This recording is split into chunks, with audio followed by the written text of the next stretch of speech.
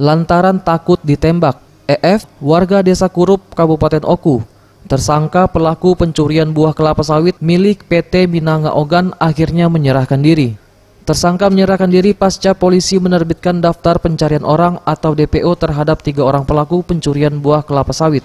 EF mengaku ia bersama 5 orang temannya melakukan pencurian buah kelapa sawit, namun kepergok oleh pihak keamanan perusahaan.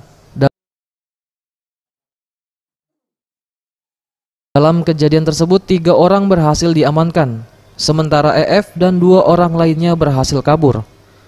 Seminggu menjadi buronan polisi, tersangka akhirnya menyerahkan diri karena takut ditembak polisi. Menurut tersangka, selama buron ia tinggal di dalam hutan karena takut kembali ke rumah.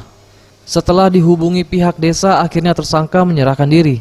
Kanit Reskrim Polsek Batu Raja Barat, Ibda Bustami mengatakan, saat ini sudah ada 4 orang tersangka pelaku pencurian buah kelapa sawit milik PT Minanga Ogan yang berhasil diamankan. 3 orang ditangkap saat kepergok mencuri sawit, 1 orang menyerahkan diri sementara 2 orang lainnya masih buron. Selain mengamankan tersangka, polisi juga mengamankan barang bukti ratusan tandan buah kelapa sawit yang dicuri para pelaku. Polisi juga menghimbau kepada 2 pelaku lainnya yang identitasnya sudah diketahui untuk segera menyerahkan diri.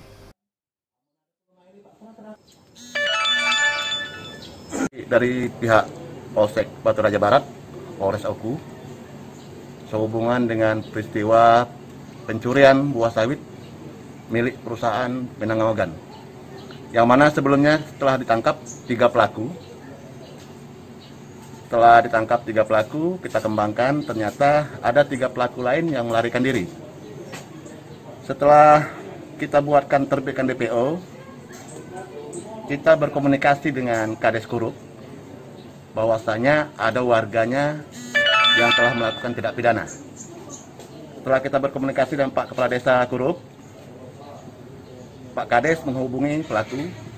Alhamdulillah akhirnya pada hari ini salah satu. Bagus Mihargo, Sriwijaya TV.